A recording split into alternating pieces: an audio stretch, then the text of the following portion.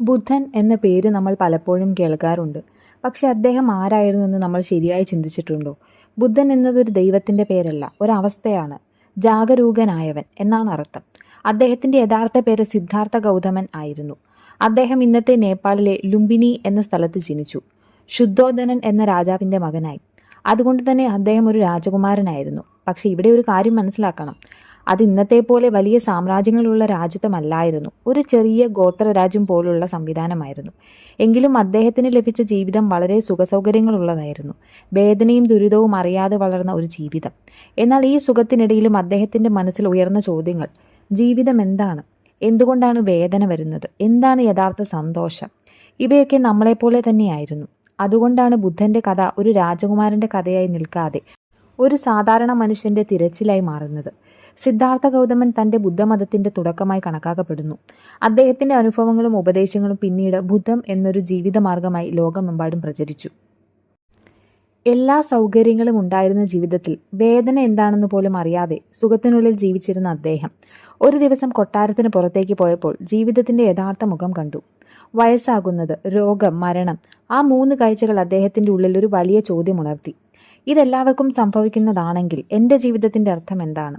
അതൊരു ചോദ്യം മാത്രമല്ല, ഒരു ഉണർവായിരുന്നു. അതിൻ്റെ പിന്നാലെ അദ്ദേഹം സുഖസൗകര്യങ്ങളും ആഡംബരങ്ങളും ഉപേക്ഷിച്ച് സത്യത്തെ തേടി പുറപ്പെട്ടു. വർഷങ്ങളോളം ധ്യാനവും ആത്മാന്വേഷണവും നടത്തിയ ശേഷം അദ്ദേഹം മനസ്സിലാക്കിയത് അധികതയൊന്നും പരിഹാരമല്ലെന്നും അതിനാൽ മധ്യമാർഗം സമത്വത്തിൻ്റെ വഴിയാണ് ശരിയായ പാത എന്നും കണ്ടെത്തി. ഒടുവിൽ ഒരു വൃക്ഷത്തിൻ്റെ കീഴിൽ ശാന്തമായി ഇരുന്ന് തൻ്റെ മനസ്സിനെ നിരീക്ഷിച്ചപ്പോൾ ചിന്തകൾ വരികയും പോവുകയും ചെയ്യുന്നുവെന്ന് അദ്ദേഹം കണ്ടു. ഒന്നും പിടിച്ചു വയ്ക്കാതെ, ഒന്നും തള്ളിക്കളയാതെ അദ്ദേഹം അവയെ നോക്കി. ആ നിമിഷത്തിലാണ് അദ്ദേഹം ബുദ്ധൻ ജാഗരൂകനായവനായി മാറിയത്. തുടർന്ന് അദ്ദേഹം ലോകത്തോട് പങ്കുവെച്ച ഏറ്റവും ലളിതവും ആഴമുള്ളതുമായ സത്യം ഇതായിരുന്നു: നിന്റെ ജീവിതം നിന്റെ മനസ്സിൻ്റെ പ്രതിഫലനമാണ്.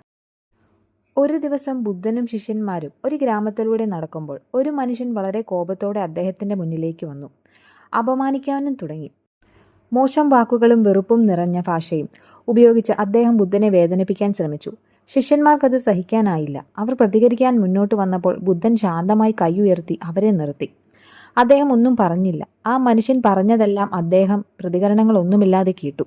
കുറച്ചു സമയത്തിന് ശേഷം ആ മനുഷ്യൻ തന്നെ ശാന്തനായി. കാരണം അദ്ദേഹം പ്രതീക്ഷിച്ചത് ഒരു പ്രതികരണമായിരുന്നു. പക്ഷെ അത് ലഭിച്ചില്ല. അപ്പോൾ ബുദ്ധൻ ശാന്തമായ ഒരു ചോദ്യം ചോദിച്ചു. നീ ഒരാൾക്കൊരു സമ്മാനം കൊടുത്താൽ അദ്ദേഹം അത് സ്വീകരിക്കാത്ത പക്ഷം ആ സമ്മാനം ആരുടേതായിരിക്കും? ആ മനുഷ്യൻ കുറച്ച് ആശ്ചര്യപ്പെട്ടു. പക്ഷെ സത്യമായി മറുപടി പറഞ്ഞു, എന്നുടേത് തന്നെയാകുന്നു. അപ്പോൾ ബുദ്ധൻ സാവധാനത്തോടെ ചിരിച്ചുകൊണ്ട് പറഞ്ഞു, അങ്ങനെ തന്നെയാണ്. നീ എനിക്ക് നൽകിയ ഈ അപമാനം ഞാൻ സ്വീകരിക്കുന്നില്ല. അതുകൊണ്ടത് നിനക്ക് തന്നെയാണ് വരുന്നത്. ആ നിമിഷം അവിടെ ഒരു വലിയ നിശബ്ദതയുണ്ടായി. കാരണം അതൊരു മറുപടി മാത്രമല്ല, ഒരു ആഴമുള്ള പാഠവുമായിരുന്നു. ഈ കഥ നമ്മെ പഠിപ്പിക്കുന്നത് വളരെ വ്യക്തമാണ്. നമ്മെ വേദനിപ്പിക്കുന്നത് മറ്റുള്ളവരുടെ വാക്കുകളല്ല, നമ്മൾ അതിനെ എങ്ങനെ സ്വീകരിക്കുന്നു എന്നതാണ്.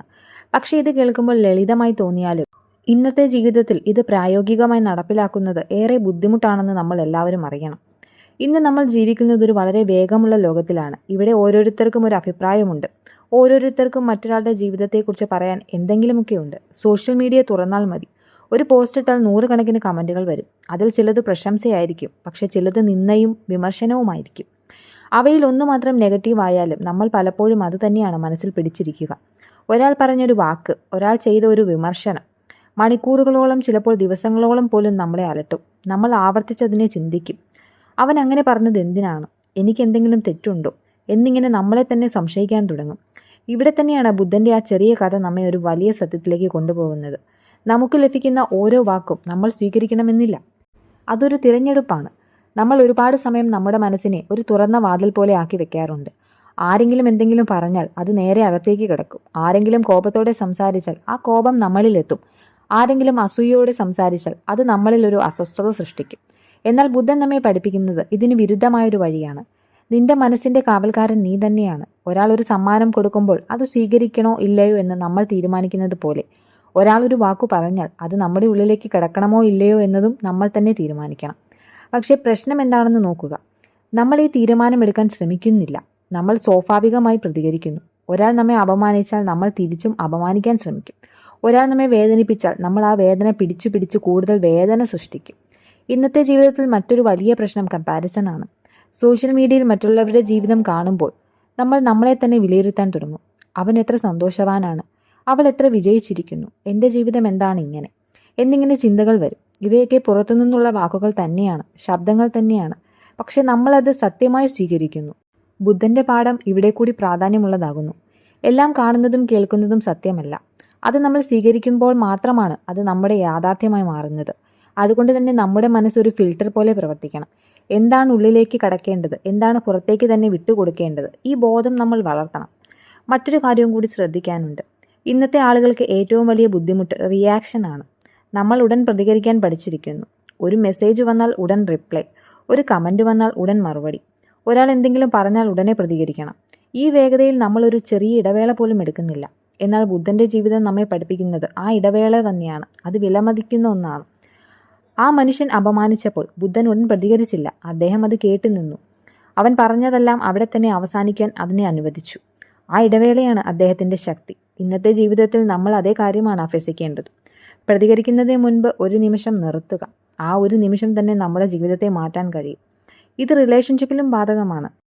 ഒരാൾ നമ്മോട് കടുപ്പമായി സംസാരിച്ചാൽ നമ്മൾ ഉടൻ തന്നെ അതിനെ വ്യക്തിപരമായി എടുത്ത് വേദനിക്കും. പക്ഷേ ബുദ്ധൻ്റെ പാഠം നമ്മെ ഓർമ്മിപ്പിക്കുന്നത് പലപ്പോഴും മറ്റുള്ളവരുടെ വാക്കുകൾ അവരുടെ ഉള്ളിലെ അവസ്ഥയുടെ പ്രതിഫലനമാണ്, നമ്മുടെ വിലയുടെ അല്ല. ഒരാൾ കോപത്തോടെ സംസാരിക്കുന്നത് അവരുടെ കോപമാണ്, അവരുടെ പ്രശ്നമാണ്. അത് നമ്മൾ ഏറ്റെടുക്കേണ്ടതില്ല. എന്നാൽ നമ്മളത് ഏറ്റെടുക്കുമ്പോൾ അത് നമ്മുടെ മനസ്സിലൊരു ഭാരമായി മാറുന്നു. അതുകൊണ്ട് ഈ കഥയുടെ യഥാർത്ഥ അർത്ഥം എന്താണെന്നാൽ, ജീവിതത്തിൽ നമ്മൾ നേരിടുന്ന പ്രശ്നങ്ങളെല്ലാം ഇല്ലാതാക്കാൻ കഴിയില്ല. പക്ഷെ അവയെ ഇങ്ങനെ സ്വീകരിക്കണമെന്ന് നമ്മൾ തിരഞ്ഞെടുക്കാൻ സാധിക്കും.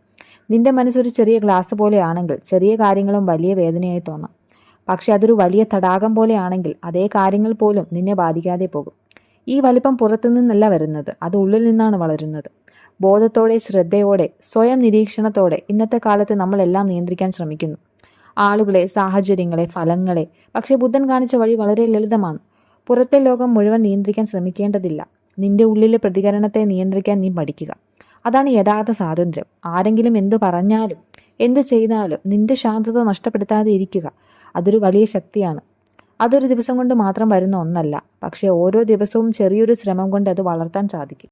അതിനാൽ അടുത്ത തവണ ആരെങ്കിലും നിന്നെ വിമർശിക്കുമ്പോൾ അല്ലെങ്കിൽ ഒരു നെഗറ്റീവ് കമൻറ്റ് കാണുമ്പോൾ ഉടൻ പ്രതികരിക്കാൻ നിൽക്കുന്നതിന് മുൻപ് തന്നെ ഒരു ചെറിയ ഇടവേള എടുക്കുക. നിന്നോട് തന്നെ ചോദിക്കുക, ഇത് ഞാൻ സ്വീകരിക്കണമോ അല്ലെങ്കിൽ വിട്ടുകളയണമോ എന്നൊരു ചോദ്യം. ആ ചോദ്യം തന്നെ നിന്റെ ജീവിതത്തിൽ ഒരു മാറ്റം കൊണ്ടുവരാൻ തുടങ്ങും. കാരണം ആ നിമിഷത്തിൽ നീ ബുദ്ധൻ്റെ പാതയിലേക്ക് ഒരു ചെറിയ പടിയെടുത്ത് വെച്ചു കഴിഞ്ഞു.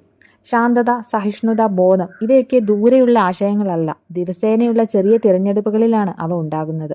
ബുദ്ധൻ നമ്മെ പഠിപ്പിച്ചതും അതാണ്. ജീവിതം മാറ്റാൻ വലിയ കാര്യങ്ങൾ ആവശ്യമില്ല, ചെറിയ ബോധമുള്ള തീരുമാനങ്ങൾ മാത്രം മതി.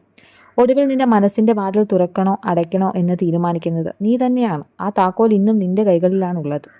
വീഡിയോ ഇഷ്ടമായെങ്കിൽ ലൈക്ക് ചെയ്യാനും സബ്സ്ക്രൈബ് ചെയ്യാനും മറക്കരുത്. വീണ്ടും അടുത്ത വീഡിയോയിൽ കാണാം. നന്ദി.